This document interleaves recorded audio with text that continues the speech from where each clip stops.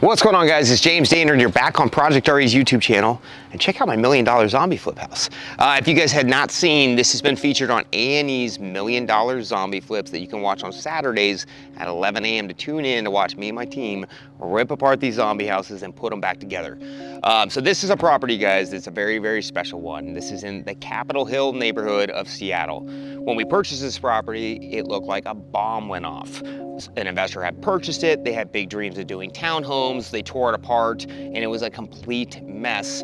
And guess what? So was their financials, and they needed to sell and get out of this thing. So we purchased this property for $850,000. We put in $250,000 into the renovation, completely rebuilding it, and we just listed for $1.7 million, which is a hit of a deal.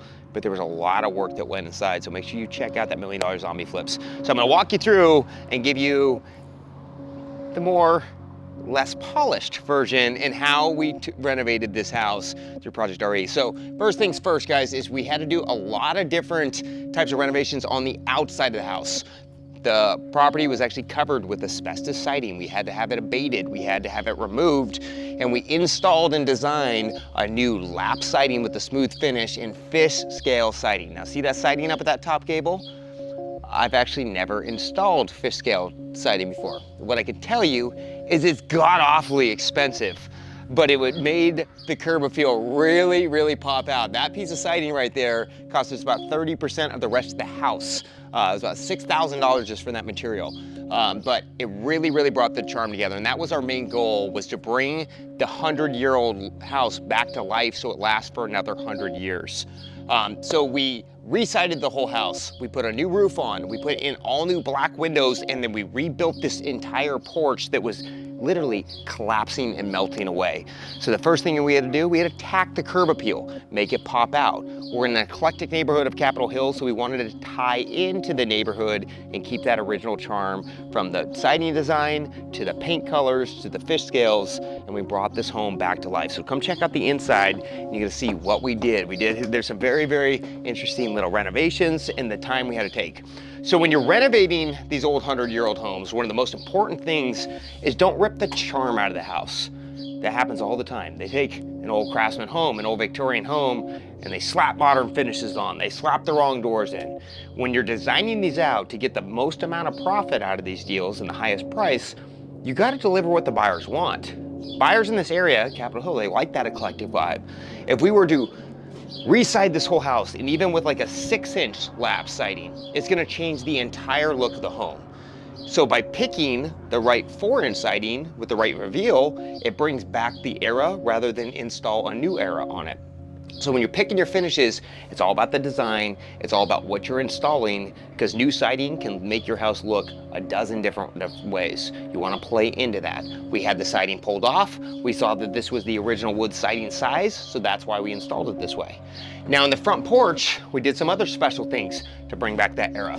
As you can see, these are old corbels. We actually got these restored, got them reclaimed, and we bought them at a secondhand store to bring them back in. So now when they come through, it's not all finished materials. We brought 100-year-old corbels to put back on the property to give it that eclectic feel. So let's go take a look on the inside and see what we did in here. So this property, you guys, before, was a complete disaster. We had a fireplace coming out. We had, in this section, a complete window schedule that was rotted and falling apart. And this house was just, honestly, it was a zombie house. It was falling apart. And so we had to redo and relay out the home, not only with the right mechanicals, but the right design. So the whole main floor was reframed for a layout that we could support a kitchen, dining, and living room. Before, we had a minor, very, very small living. We had the kitchen that was maybe 50% of size, and then we had this oversized dining space. So we stripped the house down to studs, we rewired, we replumbed, we put all new HVAC in, and then we did all new layout to support an oversized kitchen, a little flex space, and most importantly, we added stairs to get into that basement. Oh, that was a good one. It really changed the total footprint and the pricing of the home. So as you come through, as you guys can see, we added a little bit of flavor. We were just all debating on what these look like. Please leave a comment below. Tell me what you think these remind me of. I know what it reminds for me. So as you kind of come in, this house has been completely updated, you guys. Not just the wiring, the plumbing, and the drywall. It was the right finishes. We chose dark style floors because that was kind of the era of the home. They had either top nail, light finish floors, or this espresso look, and we wanted to kind of bring that back in with that Victorian style look to bring that richness back. We wrapped the whole main floor with more millwork. When we're budgeting for these Craftsman homes, we always enhance our millwork package. The cool thing about Craftsman Victorian homes is the carpenters back then, they installed just much nicer finish work, bigger headers, bigger millwork packages alone, and that's really what brought that era back to life. And so when you're looking at your next old historical home, you gotta budget up on your millwork. So we wrapped it all with new chair rails, new millwork around. We put headers all over the windows, and then in the kitchen, before, it was basically this run through here with a little kitchen right here. That's not gonna cut it for a 1.7 house. We eliminated a hallway, and then we were able to triple the size by wrapping it all around this way and then expanding our island out with a double stacked island to make it feel a little bit bigger. Typically your island's stopping right about here, but we had the space with the bump out, and this allows us to maximize the space. Again, allows us to maximize the price.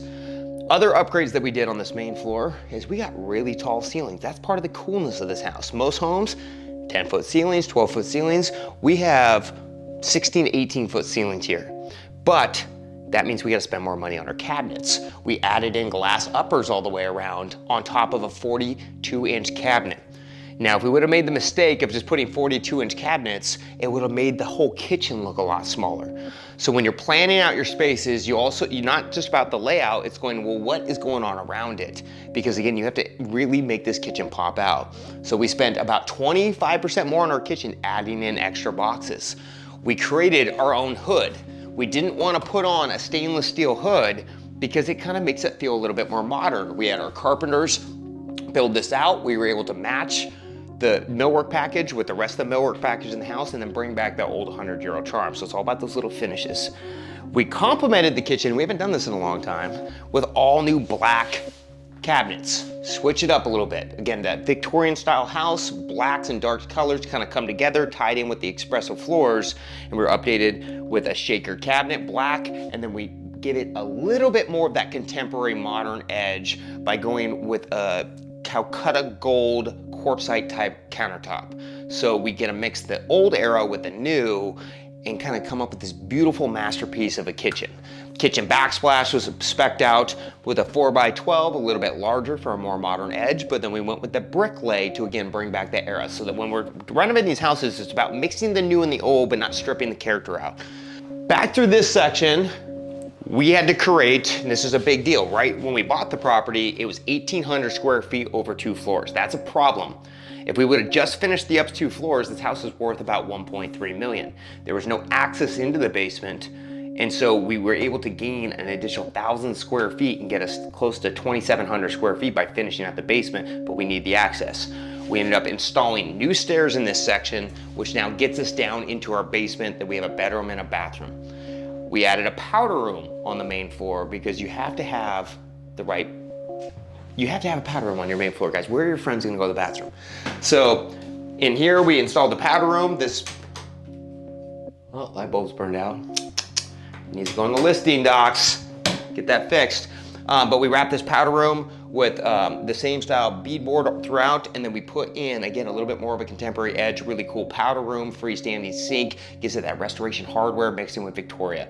And so again, it's about picking the right finishes and blending them all together. Let's go check out the upstairs, because this is where we create a lot of value. As you can see, we also went a little crazy with the wallpaper. What do you guys think of the vibe here? Orange is not my color, but I think this was the right choice for this house to nail it in Capitol Hill. We kind of went with a fun little spunky because it goes with the neighborhood. When you're picking your finishes, don't just think about the house, think about the people that are living in the neighborhood. I'm pretty sure I've seen a couple people walking down the street with those exact print on their pants, so we're doing okay. So upstairs, this place was a disaster again.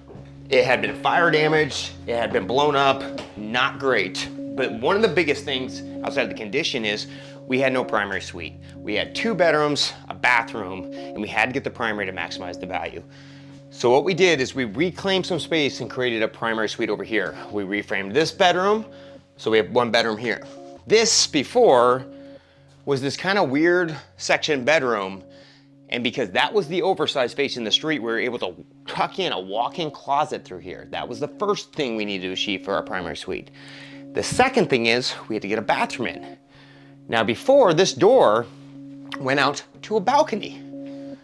Not a lot of function for a balcony out in your backyard in Capitol Hill. So when we permitted this house, we enclosed the entire porch and we were able to claim our bathroom in this section that added about 50 square feet to the house, but most importantly gave us the space that we needed. We updated this with all new tile floors, new mud pan, tile surrounds, double vanity sink, and now we have the finishes to get us that bigger number.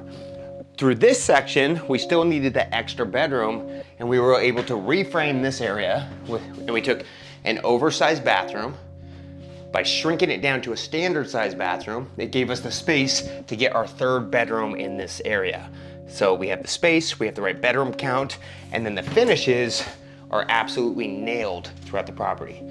So first 2 floors, we're looking great to get that 1.7 million, but it comes down to what could we get in the basement to really maximize that price. We had to get that extra 500 to 600 square feet. So let's go check that out.